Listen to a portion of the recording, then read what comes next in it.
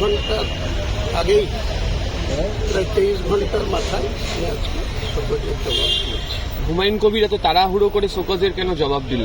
তাড়াহুড়োর ব্যাপার না, আজকে ফ্রাইডে, আমি তো মুর্শিদাবাদে চলে যাবো বিকেলে, কাজেই 3 দিনের সময় ছিল। 28 তারিখে রিসিভ করেছি, তাহলে তো আবার আমার মন্ডেতে আসবো 2 তারিখ, তাহলে তো দেরি হয়ে যাবে।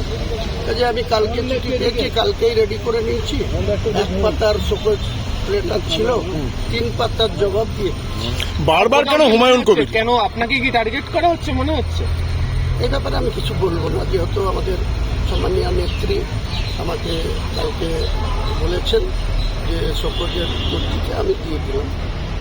কোথাও গিয়ে মনে হচ্ছে না দলের অন্যরাও তো নানা কথা বলছে, তাদের বিরুদ্ধে কোনো শোকজ হচ্ছে না? সেটার ব্যাপারে আগামী দিনে আমি মানুষকে নিয়ে আন্দোলন করব। মুর্শিদাবাদ থেকে আমার এটাই আন্দোলন হবে যে গ্রামীণ এলাকার মানুষ আমরা, মুর্শিদাবাদের গ্রামীণ এলাকার কৃষক পরিবারের ছেলে, তারা কোনো কথা বললে তাদের ক্ষেত্রে ডিসিপ্লিনারি কমিটির অ্যাকশন হবে।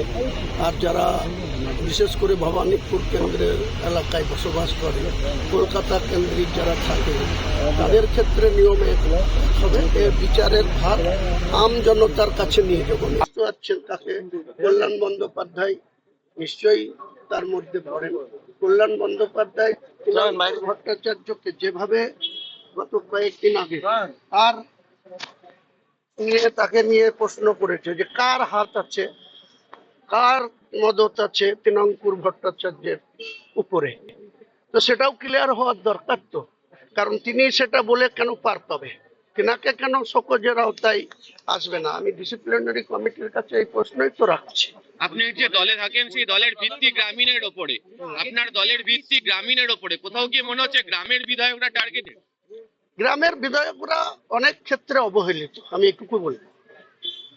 মুর্শিদাবাদ জেলায় আমরা দেখতে পাচ্ছি যে একটা জিনিস দেখুন না, উত্তর দিনাজপুর, দক্ষিণ দিনাজপুর, মালদা, তাদের বিধায়ক সংখ্যা কোথাও 12, তৃণমূলের 8, 4 বিজেপি, সেখানে 2 জন মন্ত্রী। উত্তর দিনাজপুর 7টা বিধায়ক, 1টা বিজেপি, 6টা বিধায়কে 2 জন মন্ত্রী। উত্তর দিনাজপুরে একইভাবে গোয়ালপুকুরের ওই গোলাম রব্বানি থেকে শুরু করে তারা। আর যেই মুর্শিদাবাদে চলে আসবেন, 22-এর মধ্যে 20টা বিধায়ক 2 হাত তুলে আশীর্বাদ করেছে মমতা বন্দ্যোপাধ্যায়ের। কার চক্রান্তে, কিসের জন্য মুর্শিদাবাদের মানুষকে এইভাবে বঞ্চিত করা হচ্ছে? এরপরে মুর্শিদাবাদের মানুষকে সংগঠিত করব এবং মুর্শিদাবাদের অধিকার প্রতিষ্ঠিত করারই আগামী দিনে আমি শপথ নেব। হ্যাঁ, অবশ্যই তৃণমূল কংগ্রেস থেকে। এবং আমাদের আগামী দিনের যে নাম্বার 2 আমাদের নেত্রী যাকে রেখেছে, তাকে আগামী দিনে আমরা মুর্শিদাবাদের মানুষের জনমতের কি চাহিদা, সেটা আগামী দিনে অল ইন্ডিয়া তৃণমূল কংগ্রেসের জেনারেল সেক্রেটারি সাংসদ অভিষেক বন্দ্যোপাধ্যায়ের দৃষ্টিতে আনবো। একটা সময় আপনি মুর্শিদাবাদ জেলা থেকে মন্ত্রী ছিলেন, এখন আর মুর্শিদাবাদ জেলার মন্ত্রী আপনি নন, অন্য কেউ উনি যে আছে সে হাফ নয় কোয়ার্টার, যিনি আছেন তিনি হাফও নয় কোয়ার্টার মন্ত্রী আছে। সেটা কি আপনার ক্ষোভের জায়গা?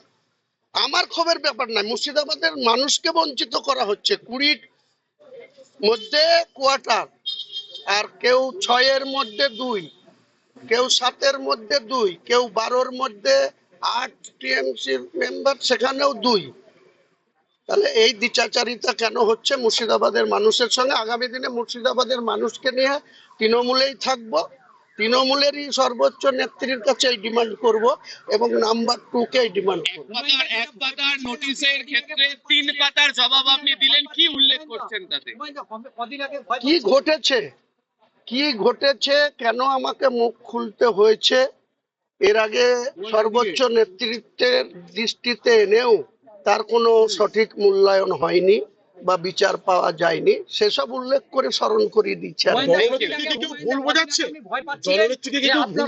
আপনার উপরে হামলা হতে পারে, কদিন আগে ভয় পাচ্ছিলেন, গতকালকে মুখ্যমন্ত্রীর সাথে দেখা করার পরে সেই ভয়টা কি কেটেছে?